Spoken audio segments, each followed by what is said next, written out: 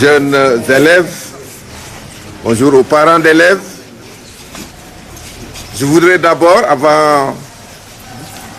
au préalable plutôt, souhaiter aux parents d'élèves et aux élèves la quiétude et la paix dans les familles. C'est extrêmement important. La santé aussi pour nos enfants, pour qu'ils puissent vraiment tenir l'année scolaire. Elle est longue, elle va d'octobre à juillet et c'est parfois très éprouvant. Donc, il leur faut la santé. Nous leur souhaitons la santé, une bonne santé. Aux parents d'élèves, je l'ai dit tantôt, nous leur souhaitons aussi la paix et la sérénité dans les foyers. C'est extrêmement important. Nous avons ouvert tôt, comme d'habitude. Nous prenons toujours 15 jours à l'avance. Ceci en vue de faire des réglages. Mais en réalité, l'ouverture des classes officielles, c'est le 3 octobre. Mais quand nous ouvrons 15 jours à l'avance, cela nous permet de régler beaucoup de problèmes et de démarrer peut-être même une semaine avant le démarrage officiel. Malheureusement, cette année, vous avez vu, les aléas de la nature ne facilitent pas l'accès de l'établissement. C'est dommage, mais ce n'est pas la faute aussi à l'établissement.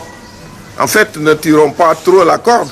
Tout le monde comprend que la voirie aurait dû peut-être, n'est-ce pas, nous soutenir et préparer plus ou moins les routes pour que l'accès soit facile. Bref, vous êtes là, nous vous remercions beaucoup de la confiance que vous portez en nous, encore une fois.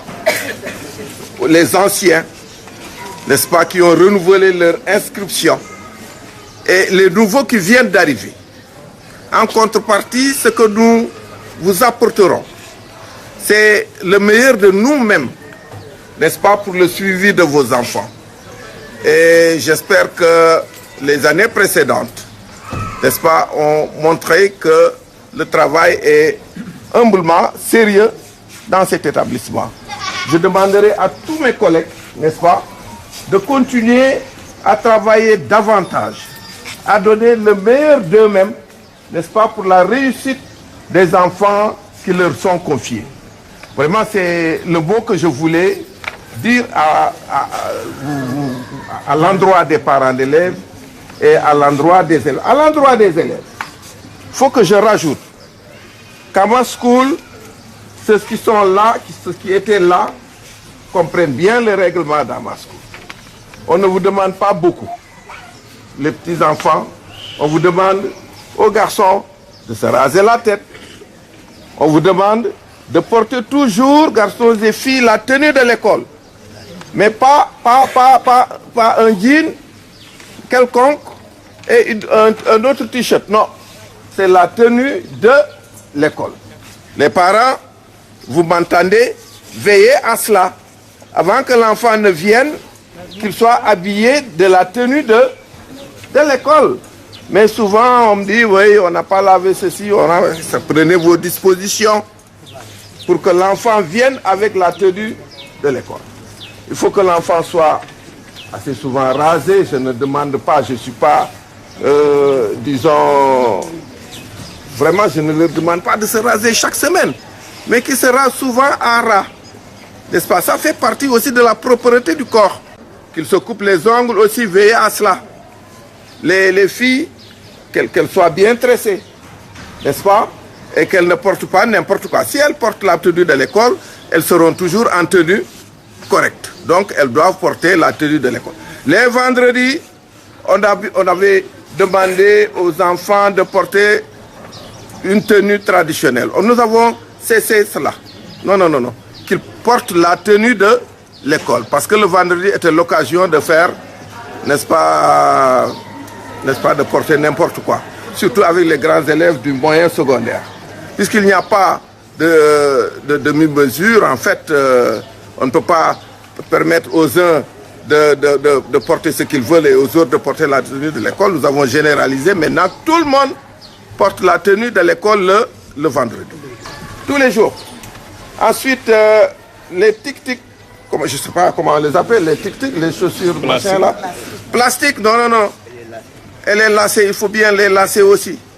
Les sandales, on ne les porte pas, surtout les sandales, les tcharach en plastique là. Ça, c'est des chaussures de toilette. Il ne faut pas les amener à l'école.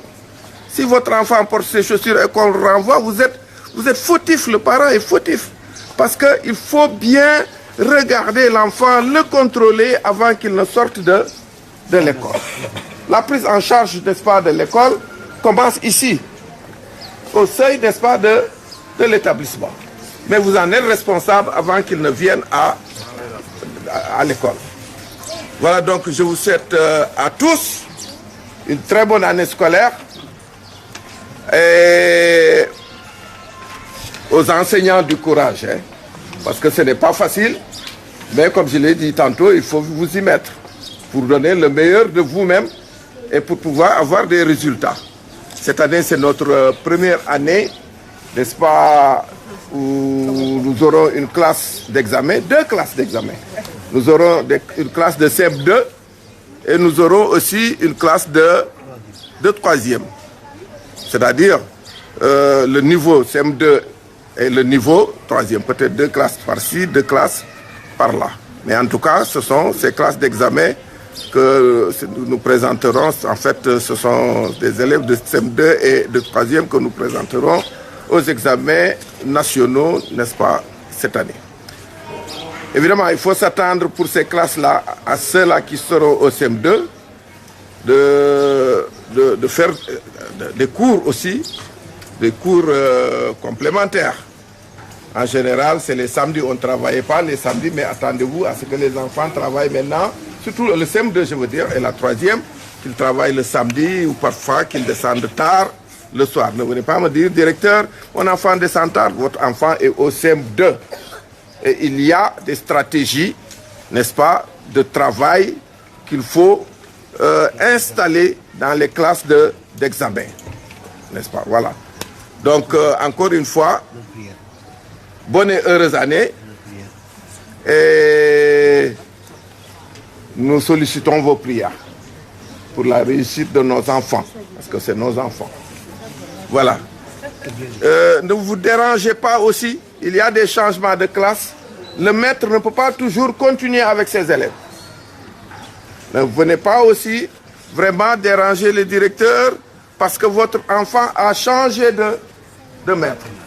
Le maître est formé pour tenir, je l'ai dit hier en conseil de maître, que le maître est formé pour pouvoir tenir une classe du CI au CM2. C'est en ce moment seulement que le maître, n'est-ce pas, on peut parler des qualités véritablement professionnelles du maître. Donc chaque maître doit pouvoir changer, tenir la classe qu'on lui confie. Voilà. Donc faites confiance au maître qui a votre enfant. Parce que nous les connaissons, eh bien, voilà, et nous les encadrons et je crois qu'il n'y aura pas, il ne doit pas y avoir de crainte. Donc voilà, je vous laisse avec le directeur. Mouna Ba,